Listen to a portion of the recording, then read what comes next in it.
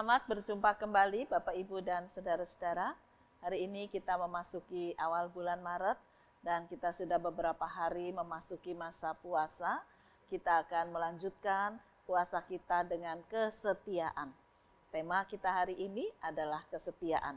Bacaan firman Tuhan dari Yosua 24 ayat 14 dan 15. Mari kita bersama-sama berdoa. Tuhan Yesus, kami sadar bahwa kami butuh kekuatan dari Tuhan untuk menjadi orang yang setia kepada Tuhan, yang kami wujudkan kepada sesama. Oleh karena itu, biarlah firman Tuhan akan meneguhkan langkah kami untuk kami belajar menjadi orang yang setia, dan kami akan menyatakannya kepada keluarga, kepada orang-orang di sekitar kami. Kuasai kami dengan Roh Kudus, berfirmanlah ya Tuhan. Berkati hamba-Mu dan tolonglah dia. Dalam nama Yesus kami berdoa dan bersyukur. Amin. Oleh sebab itu, takutlah akan Tuhan dan beribadahlah kepadanya dengan tulus ikhlas dan setia. Jauhkanlah Allah yang kepadanya nenek moyangmu telah beribadah di seberang sungai Efrat dan di Mesir, dan beribadahlah kepada Tuhan. Tetapi jika kamu anggap tidak baik untuk beribadah kepada Tuhan, pilihlah pada hari ini kepada siapa kamu akan beribadah. Allah yang kepadanya nenek moyangmu beribadah di seberang sungai Efrat, atau Allah orang Amori yang negerinya kamu diami ini. Tetapi aku dan seisi rumahku, kami akan beribadah kepada Tuhan. Bapak, Ibu, dan saudara-saudara, seorang bapak itu memasuki masa pensiun, didampingi istrinya yang sudah beberapa tahun menderita stroke, tidak mampu berbicara, dan juga tidak mampu untuk berdiri dan berjalan. Dia hanya bisa didudukan di kursi roda. Nah, pada awal-awal ketika dia memulai pemulihannya, maka istrinya ini cuma bisa menangis. Tetapi suaminya dengan penuh kelembutan, dengan penuh kesabaran, merawat dan berdoa. Tuhan, kiranya Engkau menolong supaya istri saya ini bukan cuma bisa menangis, tetapi bisa tertawa. Sehingga dengan tertawa itu dia bangkit sukacitanya, dia bangkit rasa syukurnya, dia tahu Tuhan masih menjaga dan memelihara. Kenapa saya meminta kepada Tuhan? Karena dokter mengatakan bahwa syaraf tertawanya itu sudah rusak karena stroke-nya. Tapi saya percaya Tuhan mampu untuk menolong sehingga bisa dibangkitkan kembali sukacita dan dia mampu tertawa. Itu terus yang dia doakan selama beberapa tahun. Ya, sampai akhirnya satu hari istrinya itu bisa untuk tersenyum. Wah, suaminya itu menangis di hadapan Tuhan. Dan dia berkata, Tuhan terima kasih, Tuhan sudah membuat istri saya bisa tersenyum kembali.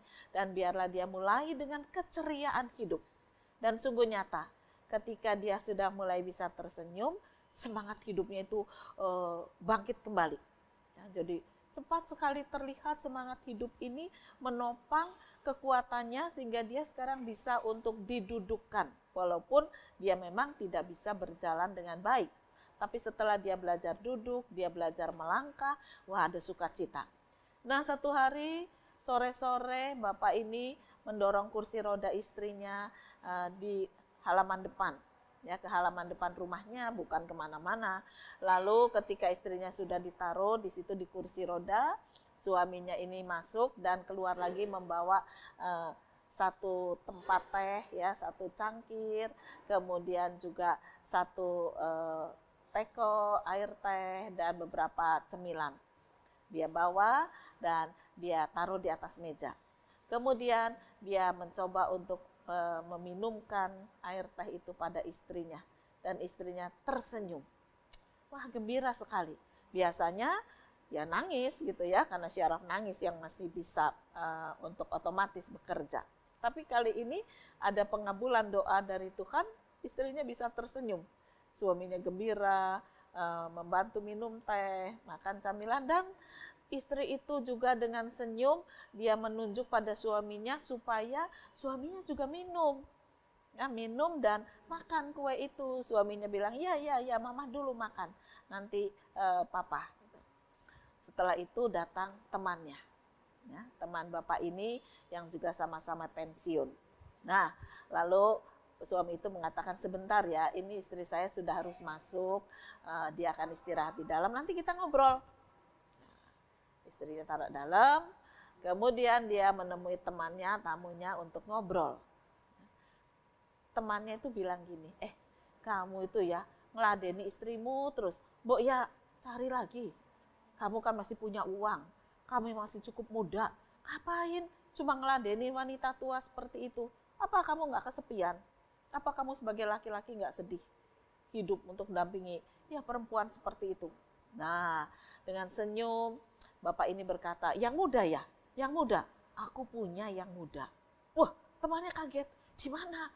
Sopo, Ayu ndak? Wah, Ayu gitu ya, Ayu. Nanti sebentar lagi dia lewat gitu ya. Wah, temennya itu nunggu. Ya, aku ndak pulang, aku mau lihat gitu. Yang muda siapa? Benar, kira-kira 10 menit kemudian ada sepeda motor datang. Set, masuk, turun seorang wanita muda, cantik gitu ya. Wah, temannya pikir inilah dia yang muda. Lalu perempuan itu turun dan mencium tangan bapak itu dan berkata, ibu di mana, Pak? Ada di dalam, tolong temani ya. Dan bapak itu mengatakan atau memperkenalkan kepada tamunya, ini yang muda, menantuku. Wah, saudara, bapak ini yang punya istri sakit dengan bangga mengenalkan yang muda itu mantu. Aku punya yang muda, tapi menantuku. Dan dialah yang bersama dengan anakku merawat istri atau ibu mereka. Nah, teman itu kaget dan berkata, kowe guyon, yang guyon itu kamu. Kenapa?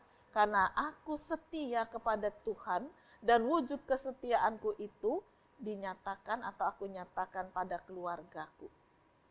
Aku setia kepada dia karena aku mencintai dan mengasihi dia seperti Tuhan mengasihi aku dengan segala kelemahanku.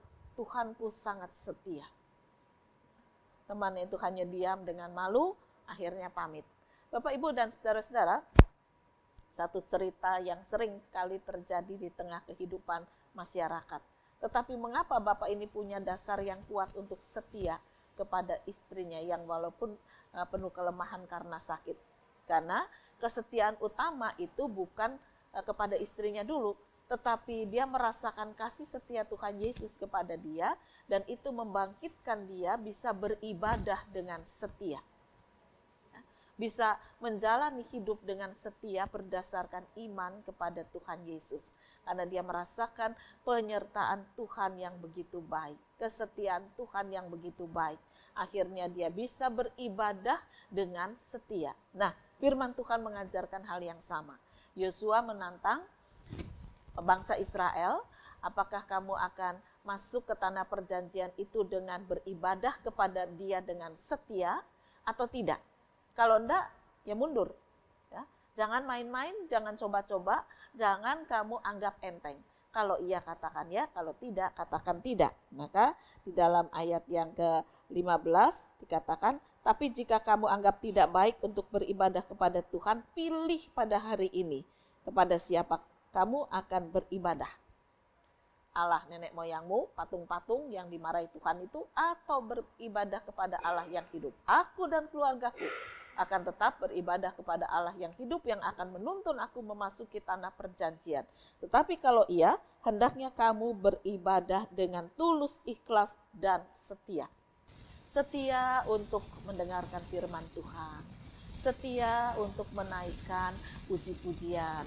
Setia untuk membaca firman. Setia melakukan segala perintah Tuhan.